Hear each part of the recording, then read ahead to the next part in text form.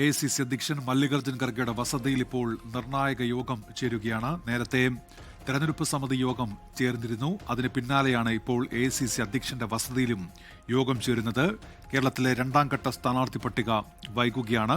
K സുധാകരന് സീറ്റുണ്ടാകുമോ എന്നുള്ളതാണ് ഏവരും ഉറ്റുനോക്കുന്നത്. അദ്ദേഹത്തിന്റെ നിലപാടിൽ ഉറച്ചു നിൽക്കുകയായിരുന്നു. അതിനെ തുടർന്നാണ് ഈ സീറ്റ് നിർണയം, രണ്ടാം ഘട്ട സ്ഥാനാർത്ഥി പട്ടിക ഇത്ര വൈകിയത്. ഇപ്പോഴും അന്തിമ ധാരണയിലെത്താൻ കഴിഞ്ഞിട്ടില്ല. ഇടയ്ക്ക് കെ സുധാകരന് ഇളവ് നൽകും എന്നുള്ള റിപ്പോർട്ടുകൾ ഉണ്ടായിരുന്നു. അദ്ദേഹത്തിനും ഒപ്പം അടൂർ പ്രകാശിനും ഇളവ് നൽകും എന്നുള്ള റിപ്പോർട്ടുകൾ ഉണ്ടായിരുന്നു. പിന്നീട് അത് കെ സുധാകരന് തന്നെ ഇളവ് നൽകുമെന്നുള്ള റിപ്പോർട്ടായി മാറി. പക്ഷേ അതിനിടയിലാണ് AICC അധ്യക്ഷൻ മല്ലികാർജ്ജുൻ ഖർഗെയുടെ ഇടപെടലുണ്ടായത്. MP-മാർ മത്സരിക്കേണ്ടതില്ല എന്നുള്ള പൊതു തീരുമാനത്തിൽ നിന്ന് എന്തുകൊണ്ട് പിന്നാക്കം പോയി എന്നുള്ള ചോദ്യം അദ്ദേഹത്തിന്റെ ഭാഗത്തുനിന്ന് ഉയർന്നു. അതിന് തൊട്ടു പിന്നാലെയാണ് ഇപ്പോൾ അദ്ദേഹത്തിന്റെ വസതിയിലേക്ക് ഈ തെരഞ്ഞെടുപ്പ് സമിതി അംഗങ്ങൾ ഒന്നാകെ എത്തിയിരിക്കുന്നത്. അവിടെ AICC ജനറൽ സെക്രട്ടറി KC വേണുഗോപാലുണ്ട്, പ്രതിപക്ഷ നേതാവ് VD സതീശനുണ്ട്, KPCC അധ്യക്ഷൻ സണ്ണി ജോസഫുണ്ട്, ഒപ്പം ഈ സ്ക്രീനിംഗ് സമിതിയുടെ തലവനായ മധുസൂദൻ മിസ്ത്രിയുമുണ്ട്. അങ്ങനെ വിപുലമായ തെരഞ്ഞെടുപ്പ് സമിതി യോഗം ഇപ്പോഴും മല്ലികാർജ്ജുൻ ഖർഗെയുടെ വസതിയിൽ പുരോഗമിക്കുകയാണ്. എന്ത് ധാരണയിലേക്കാണ് എത്തിച്ചേരാൻ പോകുന്നത് എന്നതാണ് അറിയേണ്ടത്. ഏതായാലും ഈ പട്ടിക ഇനി എപ്പോൾ വരും എന്നുള്ളതാണ് പ്രധാനപ്പെട്ട ചോദ്യം. കെ സുധാകരന് വേണ്ടി ഇപ്പോഴും അദ്ദേഹത്തിന്റെ അനുനായികൾ സോഷ്യൽ മീഡിയയിൽ സജീവമായി തന്നെ രംഗത്തുണ്ട്. കണ്ണൂരിന്റെ ഹൃദയമാണ് KS എന്നാണ് അവർ പറയുന്നത്. ഒപ്പം പിണറായി സർക്കാരിനെ താഴെ ഇറക്കാനുള്ള കോൺഗ്രസിന്റെ പടനായകനാണ് കെ സുധാകരൻ എന്നിങ്ങനെ സോഷ്യൽ മീഡിയ അക്കൗണ്ടിലൂടെ അദ്ദേഹത്തിന്റെ അനുയായികളുടെ കാഹളം മുഴങ്ങുന്നുണ്ട്. അതിനിടയിലും ഡൽഹിയിൽ ഇപ്പോൾ ഈ രാത്രി 12 മണിക്ക് ശേഷവും ചർച്ചകൾ തുടരുകയാണ്. രണ്ടാം ഘട്ട സ്ഥാനാർത്ഥി പട്ടിക കോൺഗ്രസിന് പുറത്തിറക്കാൻ ഇതുവരെയും കഴിഞ്ഞിട്ടില്ല. ഈ കെ സുധാകരന്റെ കടുംപിടുത്തത്തിൽ തട്ടി ആ പട്ടിക പ്രഖ്യാപനം വൈകുകയാണ്. ഒരു ഘട്ടത്തിൽ രാത്രി വൈകി ആ പ്രഖ്യാപനം ഉണ്ടാകുമെന്ന് പ്രതീക്ഷിച്ചതാണ്. അതിനിടയിലാണ് വീണ്ടും ഒരു നിർണായക യോഗത്തിലേക്ക് കാര്യങ്ങൾ എത്തിയത്. മല്ലികാർജ്ജുൻ ഖർഗെയുടെ വസതിയിലേക്ക് കോൺഗ്രസ് നേതാക്കൾ കൂട്ടത്തോടെ എത്തിയതും ഇപ്പോൾ യോഗം ചേർന്നതും രാഹുൽ ഗാന്ധി ഉൾപ്പെടെ ആ യോഗത്തിൽ പങ്കെടുക്കുന്നുണ്ട്. ഇളവ് നൽകുമോ? ഇളവ് നൽകുകയാണെങ്കിൽ അത് കെ സുധാകരന് മാത്രമോ അതോ മറ്റാർക്കെങ്കിലും ഇളവുണ്ടാകുമോ? അതുമല്ലെങ്കിൽ പൊതുവായി എടുത്ത ഒരു തീരുമാനത്തിൽ ഉറച്ചു നിൽക്കാനായിരിക്കുമോ കോൺഗ്രസിന്റെ തീരുമാനം? അങ്ങനെയെങ്കിൽ ഖർഗെ ചോദിച്ച ചോദ്യം, എന്തുകൊണ്ട് ഈ ഇളവ് നൽകേണ്ടതില്ല MP-മാർക്ക് എന്നുള്ള തീരുമാനം എന്തുകൊണ്ട് മാറ്റി എന്നുള്ള ഖർഗെയുടെ ചോദ്യം, അതിനൊക്കെ ഏത് തരത്തിലായിരിക്കും ഈ സമിതി ഉത്തരം നൽകുക? അതിന്റെ അടിസ്ഥാനത്തിൽ എന്ത് തീരുമാനമായിരിക്കും ഈ സമിതി എടുക്കുക? അതിന്റെ അടിസ്ഥാനത്തിൽ ഈ പട്ടിക വരുമ്പോൾ അതിൽ ആരൊക്കെ ഉണ്ടാകും എന്നുള്ളത് പ്രധാനപ്പെട്ടതാണ്. ഇന്ന് രാവിലെ മാധ്യമങ്ങളെ കണ്ട പ്രതിപക്ഷ നേതാവ് VD സതീശൻ പറയുന്നുണ്ടായിരുന്നു, എന്തുകൊണ്ട് പട്ടിക വൈകി എന്നുള്ളത് നിങ്ങൾക്ക് ഏവർക്കും അറിയാമല്ലോ എന്നാണ് അദ്ദേഹം മാധ്യമപ്രവർത്തകരോട് ചോദിച്ചത്. അതായത് മറ്റേതെങ്കിലും തരത്തിലുള്ള ഒരു കലഹം കാരണമല്ല, മറ്റേതെങ്കിലും തരത്തിൽ നേതാക്കൾ തമ്മിലുള്ള ഒരു അഭിപ്രായ വ്യത്യാസം കാരണമല്ല, മറിച്ച് അദ്ദേഹം കൃത്യമായി തന്നെ ഒരു കാര്യത്തിലേക്ക് വിരൽ ചൂണ്ടുകയായിരുന്നു. പക്ഷെ അദ്ദേഹം അത് വ്യക്തമായി പറയുന്നുണ്ടായിരുന്നില്ല എന്ന് മാത്രമേ ഉള്ളൂ. നിങ്ങൾക്കറിയാമല്ലോ എന്നുള്ളതായിരുന്നു അദ്ദേഹത്തിന്റെ ചോദ്യം. അപ്പോൾ അദ്ദേഹം കൃത്യമായി ആരെയാണ് ഉദ്ദേശിക്കുന്നത് എന്നത് വ്യക്തവുമായിരുന്നു. അതിനെല്ലാം ഒടുവിൽ നമ്മൾ പ്രതീക്ഷിച്ചത് ഈ വൈകുന്നേരം ചേർന്ന കേന്ദ്ര തെരഞ്ഞെടുപ്പ് സമിതി യോഗത്തിന് ശേഷം ഈ പട്ടിക വരും എന്നതാണ്. പക്ഷേ പട്ടിക വന്നില്ല. അതിനുശേഷം വീണ്ടും യോഗം ചേരേണ്ടി വരുന്നു. അതിനൊടുവിൽ പട്ടിക വരുമെന്ന ഒരു ഘട്ടത്തിൽ AICC അധ്യക്ഷൻ മല്ലികാർജ്ജുൻ ഖർഗെയുടെ വസതിയിൽ വീണ്ടും യോഗം എന്നുള്ള റിപ്പോർട്ട് വരുന്നു. ആ യോഗം ഇപ്പോഴും തുടരുകയാണ്. അതിന്റെ അടിസ്ഥാനത്തിലായിരിക്കും ഇനി കോൺഗ്രസിന്റെ രണ്ടാം ഘട്ട സ്ഥാനാർത്ഥി പട്ടിക സംബന്ധിച്ച അന്തിമ തീരുമാനം.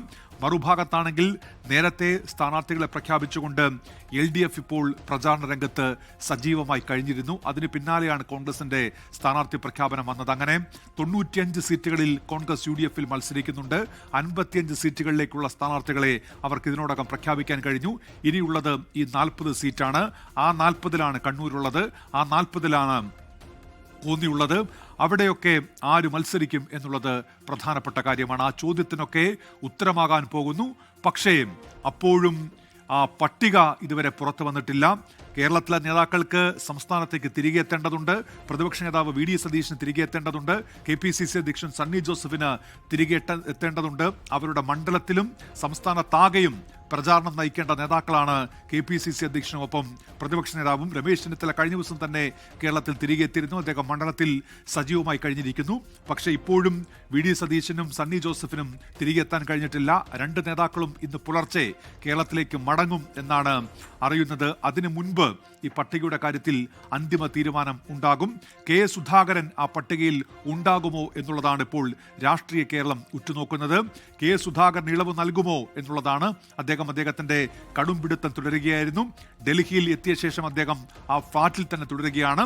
കോൺഗ്രസ് നേതാക്കൾ അദ്ദേഹത്തെ കാണുന്നതിന് വേണ്ടി പലവട്ടം ആ ഫ്ളാറ്റിലെത്തി ചർച്ച നടത്തി മടങ്ങി. രമേശ് ചെന്നിത്തല അദ്ദേഹവുമായി ആശയവിനിമയം നടത്തി. അപ്പോഴൊക്കെയും തന്റെ ആഗ്രഹം, തനിക്ക് നിയമസഭാ തെരഞ്ഞെടുപ്പിൽ മത്സരിക്കാനുള്ള ആഗ്രഹം അദ്ദേഹം അറിയിച്ചു. KPCC അധ്യക്ഷ സ്ഥാനത്ത് നിന്ന് തന്നെ മാറ്റുമ്പോൾ അന്ന് നൽകിയ ഉറപ്പാണ്. സംസ്ഥാന രാഷ്ട്രീയത്തിൽ മടങ്ങിയെത്താൻ അദ്ദേഹത്തിന് അവസരം നൽകുമെന്നുള്ളത് അന്ന് നൽകിയ ഉറപ്പാണെന്ന് അദ്ദേഹം നേതാക്കളോട് പറയുന്നുണ്ടായിരുന്നു. ഈ വികാരം ഹൈക്കമാൻഡിനെ അറിയിക്കാമെന്നാണ് അന്നൊക്കെ രമേശ് ചെന്നിത്തല പറഞ്ഞത്. അങ്ങനെ എത്രയോ കൂടിക്കാഴ്ചകൾ കഴിഞ്ഞു, എത്രയോ ചർച്ചകൾ കഴിഞ്ഞു. പക്ഷേ അദ്ദേഹത്തിന്റെ നിലപാടിൽ ഉറച്ചു നിൽക്കുന്ന ഈ ഘട്ടത്തിൽ കോൺഗ്രസിന്റെ രണ്ടാം ഘട്ട സ്ഥാനാർത്ഥി പട്ടിക ഇപ്പോഴും വൈകിയാണ്. ഈ പുലർച്ചെ ആ പട്ടിക പുറത്തു വരുമ്പോൾ അതിൽ സുധാകരന്റെ പേരുണ്ടാകുമോ എന്നുള്ളതാണ്. അങ്ങനെ അദ്ദേഹത്തിനെ ഉൾപ്പെടുത്തിയില്ലെങ്കിൽ, അദ്ദേഹം തന്റെ ആഗ്രഹം തുറന്നു പറഞ്ഞിട്ടും കോൺഗ്രസ് അദ്ദേഹത്തെ തഴയുകയാണെങ്കിൽ എന്തായിരിക്കും അദ്ദേഹത്തിന്റെ പ്രതികരണം എന്നുള്ളത് അറിയേണ്ടതുണ്ട്. ഒരു ഘട്ടത്തിൽ അദ്ദേഹം പരസ്യമായി തന്നെ ഈ വിഷയത്തിൽ പ്രതികരിക്കുമെന്നുള്ള നിലവന്നു. വാർത്താ സമ്മേളനം വിളിച്ച് അദ്ദേഹം പ്രതികരിക്കുമെന്നുള്ള നിലവന്നു. പക്ഷേ അതിന് തൊട്ടു പിന്നാലെ കോൺഗ്രസ് നേതൃത്വത്തിന്റെ അഭ്യർത്ഥന മാനിച്ച് അദ്ദേഹം വാർത്താ സമ്മേളനം ഉപേക്ഷിക്കുന്നു എന്ന റിപ്പോർട്ടുകൾ വന്നതാണ്. അപ്പോഴൊക്കെ സുധാകരന്റെ ഈ കടുംപിടുത്തത്തിന് മുന്നിൽ AICC നേതൃത്വം, ഹൈക്കമാൻഡ് വഴങ്ങുന്നു. അദ്ദേഹത്തെ പട്ടികയിൽ ഉൾപ്പെടുത്തിയേക്കും എന്ന റിപ്പോർട്ടാണ് പുറത്തു വന്നത്. പക്ഷെ പിന്നീട് സ്ഥിതിഗതികൾ മാറുകയാണ്. ഏവരും അത്തരത്തിൽ ഒരു പട്ടിക പ്രതീക്ഷിച്ചിരിക്കുന്ന ഘട്ടത്തിലാണ്. അത് പുറത്തു വരും അധികം വൈകാതെ തന്നെ എന്ന് കരുതിയിരുന്ന ആ ഘട്ടത്തിലാണ് വീണ്ടും മല്ലികാർജ്ജുൻ ഖർഗെയുടെ വസതിയിൽ ഒരു യോഗം നടക്കുന്നു എന്നുള്ള റിപ്പോർട്ട് വന്നത്.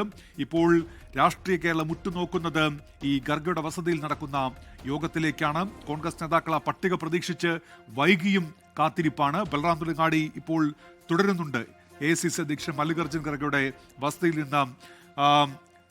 ബൽറാം, എന്തെങ്കിലും വിവരം കിട്ടുന്നുണ്ടോ?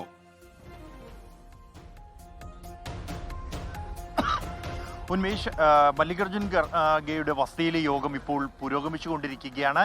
ഇതുവരെയും ഈ യോഗവുമായി ബന്ധപ്പെട്ടുള്ള യാതൊരു വിവരങ്ങളും തന്നെ പുറത്തു വന്നിട്ടില്ല. കാരണം അത്രത്തോളം സങ്കീർണം നിറഞ്ഞ ഒരു ഉന്നതതല യോഗം അതാണ് ഇവിടെ പുരോഗമിക്കുന്നത്. അപൂർവമായി മാത്രമാണ് ഇത്തരം ഒരു സാഹചര്യം ഉണ്ടാകുന്നത്. CEC ചേർന്ന് സ്ഥാനാർത്ഥി പട്ടികയ്ക്ക് ഏതാണ്ട് രൂപമായി ധാരണയിലെത്തിയ ശേഷം അതിൽ AICC അധ്യക്ഷൻ തന്നെ അതൃപ്തി പ്രകടിപ്പിച്ചുകൊണ്ട് രംഗത്തെത്തുന്ന ഒരു സാഹചര്യം അപൂർവമായി മാത്രമാണ് മുൻപ് ഉണ്ടായിട്ടുള്ളത്. പല തരത്തിലുള്ള പല ഘട്ടങ്ങളായുള്ള തർക്കങ്ങൾ ഈ ഒരു സ്ഥാനാർത്ഥി പട്ടിക രൂപീകരണത്തിന്റെ ദിവസങ്ങളിലെല്ലാം തന്നെ ഉണ്ടായിരുന്നു. അതിൽ ഏറ്റവും ഒടുവിലത്തെ ഒരു പ്രതിസന്ധിയിലാണ് ഇപ്പോൾ കാര്യങ്ങൾ എത്തിയിരിക്കുന്നത്.